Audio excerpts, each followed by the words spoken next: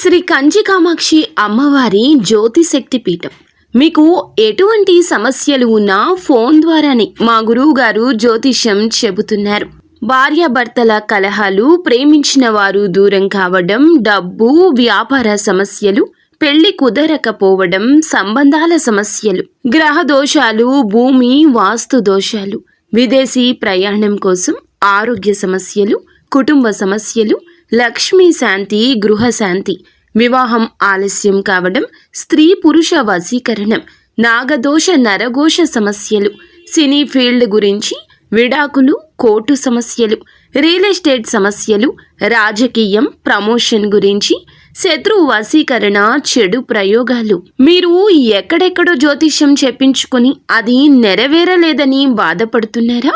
స్త్రీ పురుష వశీకరణకు ప్రత్యేక పూజలు చేసి మా గురువు గారు 100% పరిష్కారాన్ని చూపిస్తారు.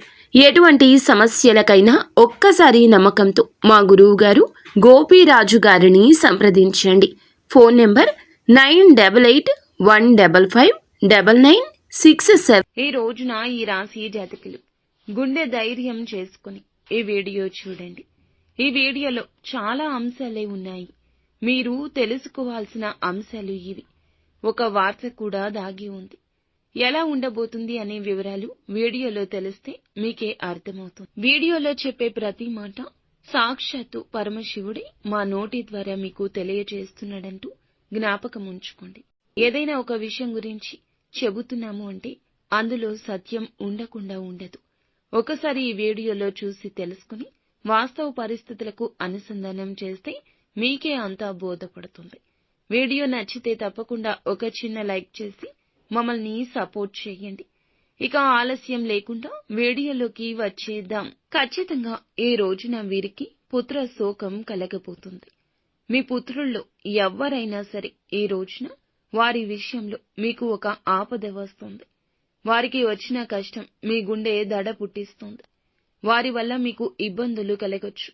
వారు చేసిన చిన్న చిన్న పొరపాట్లు ఈ రోజున మీకు కష్టాన్ని కలిగించవచ్చు.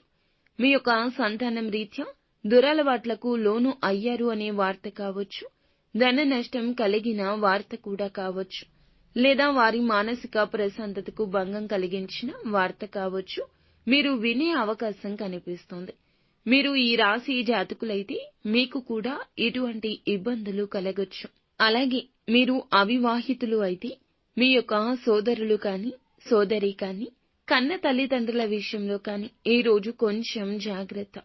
వారి యొక్క మానసిక స్థితిలో ఏదైనా మార్పు గమనిస్తే ఖచ్చితంగా వారికి తోడు నీడగా ఉండండి.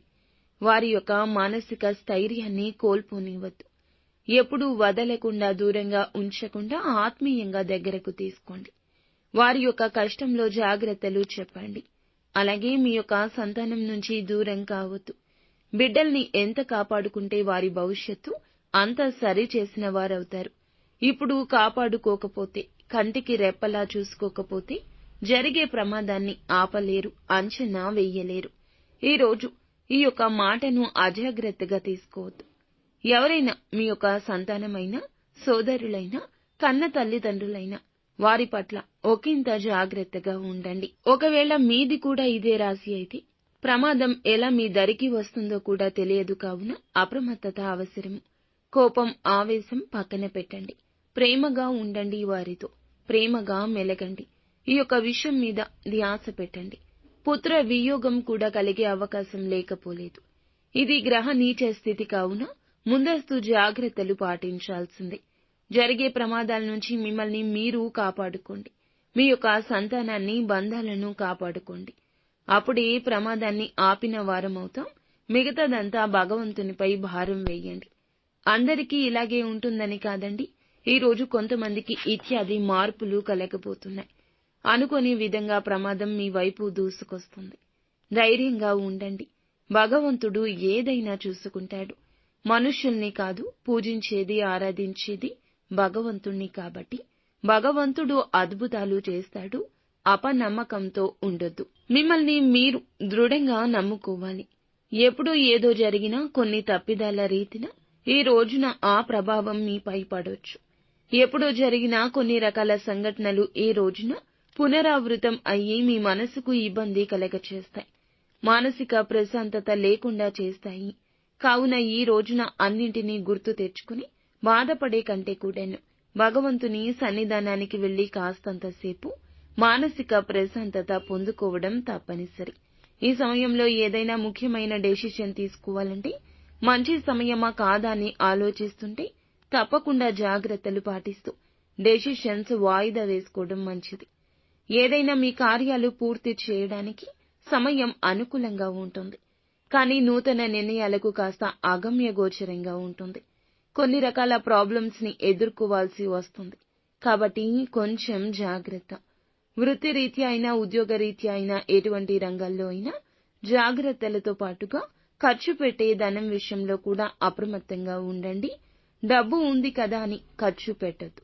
ఆకస్మిక ధన నష్టం ఎదుర్కొంటారు. తీసుకున్న నిర్ణయాలు నష్టాలు కలగచేస్తాయి. ఫ్రెండ్స్, చూశారుగా? ఈ వీడియో మీకు నచ్చితే తప్పకుండా ఒక